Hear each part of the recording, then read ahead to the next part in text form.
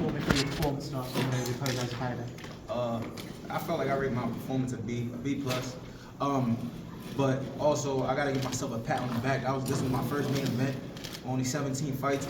I never fought somebody with the experience that Zepeda had, and I felt like I dominated him. He never been dominated like that in any fight he's been in. I told him in the press conference when we fought, he never been in the ring with a fighter like me. Jose Ramirez ain't doing how I did him. Regis knocked him out the 11th round, but the commentators had a back and forth fight, and a lot of the boxing fans thought it was a back and forth fight. He even felt like he won a rematch. He can't say he won a rematch with me. I felt like the most people could say it was a boring fight, but hey, when you shutting people out, they were saying the same thing about all the greats like Floyd, Bernard Hopkins, Andre Ward. So it is what it is. Produced a dominant performance like that. You're obviously in the stacked division at 140. What do you think the rest of the leading contenders and names are thinking of what they saw tonight? I mean, look, they're gonna say most they can say is a boring fight. You got Teofimo that people was in a boring fight with Sandor Martin. People thought he lost. I was in a boring fight today, not dominated. If that's the criticism I'm gonna get, it is what it is. Like I said, I'm getting more experience. If you look at how I looked tonight with 17 fights in my first main event, and in 12 rounds, I wasn't breathing hard. I felt like it was a breeze with a veteran. You give me a few more fights, a few more experience, and I'm gonna be an unstoppable force, and I promise you that. I've been saying this for the longest. You mentioned that stacked division. Is there anybody in particular you look at and you'd like to share the ring with next? It is what it is. It is with whoever. We got a lot of options over here. We got guys like Jack Catterall. We got guys like Devin Haney, Regis. It's a lot of guys. I'm ranked for the WBO now. I think with Teofimo. It's a lot of guys right now at the 140 division. You got guys like Sabril Matias, guys like Broly. You line them up, we gonna knock them down. Like pinballs. Richardson, Alex of the Boxing Voice. You were a 2016 Haitian Olympian, right? You were here in Orlando where the Haitian consulate is. How did it feel to have your first main event being a place where such a high concentration of the Haitian people? I mean, look, you seen the Haitian flags out. It was a lot of fans here for me. A lot of people in the Orlando area came out for me. I always knew if I got the opportunity to main event, it was going to be a success. You know, we went to the boxing gym the other day, me and Eddie, with the kids in the SOHK boxing gym, Erickson Lubman old gym. It was a phenomenal time. The kids came out, the people in Orlando came out. I think it was a great success for my first main event. It was an exciting fight. The boxing world was actually really happy for this fight, and I think that we delivered. Excuse me, Richardson. For this fight, did this fight turn you into like a more dominant, pure boxer puncher, or do you believe that this fight had turned you into like a more high-level ring IQ fighter? I think this fight, I wanted to bring out my ring IQ. I wanted to, my game plan, because a lot of people were saying, oh, Zepeda is a big puncher, knockout a year, he punches like a mule. So I wanted to go out there and box smart. I wanted to use my boxing mind. I had him hurt a few times in the fight, but I still wanted to stay patient, because he's a guy with a one-punch knockout power like that he could in any given time. So we see that with guys like, when he fought guys like Josue, guys like Ivan Barancek. So I wanted to be smart. I think today, my boxing game, my boxing level went to the next level, because they hyped him up, and when I went in there, I felt like I made him look average. Coach Lenny, how would you rate Richardson's performance tonight? I give Richardson maybe a 9. I give him an 8.5, 9. And the reason why is because I'm looking for him to do more. I know he followed the game plan to the letter, but I'm still looking for more. I'm still looking for more action. And all you're seeing right now is him just growing and growing and growing inside the ring. What is more, if you don't mind me asking? More would be like throwing more combinations, pushing the action a little bit more, and just taking those chances. But again, they fought a good fight today, and we're just gonna go back to the laboratory and just continue to do what we have to do in order to make him that star, you know, that the world is looking for and want to see.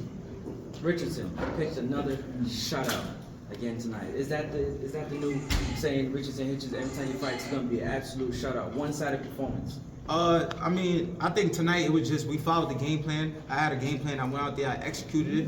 And like I said, I know this is a show business. I know I gotta be more exciting. I'm gonna keep, criticizing myself on that department, but it is what it is. Like I said, first main event, veteran fighter. This guy only lost to world championship caliber fighters. We forgetting. I'm a 17-year-old kid. I made it look like easy. I made him look like, you know, like he wasn't nowhere near my level, and I never been to the championship level yet. What he was saying, and like I said, I told him Thursday in the press conference. I told him in the weigh-in. Eddie was right there listening. I told him that I'm on a high level of boxing, and I kept my promise. Was there at any point tonight you felt like, you know, I could push the effort a little bit more, I could put the pace on a little bit more during the fight? Yeah, I heard him with a body shot. I heard him also with a right hand, and I seen blood coming out, but I wasn't sure because I said the blood was coming out his head, and he was keeping his poker face. So I didn't want to push the action, and then get caught with a big shot. Like I said, Zepeda has one punch ending power. I felt it from round one, so I just wanted to be smart and, like I said, execute the game plan. Richardson, congratulations, ring wraps. You judged the distance impeccably tonight. You mentioned many of the top stars in the division. Can we expect to see you ringside for Catterall or potentially Prograve and Haney? Oh yeah, definitely. I definitely want to come. I was just telling her Eddie the other day in the car I want to come to the UK, and I think that would be a great opportunity. You know, fly out to the UK to see Jack Carroll and Linares fight, because me and Jack Carroll could be a potential fight, or even I definitely want to go down to the Bay Area to see Devin Haney and Regis, and hopefully we could get that fight next year. Eddie, ring a bell? Yeah, for sure. I think he should go to both. You know, I mean, I think he's just given a bit away about Regis Prograve fight, but we'll see if that gets announced next week. But Linares, Catterall's definitely made. I'll take credit for that. Yeah, I think he wants all those guys. Great fights. One more question, champ. There was a big head clash at one point. Was that just literally a clash of styles, accidental, or was your guy being aggressive?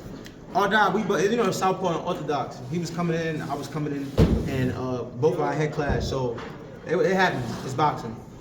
Congratulations. Question for you.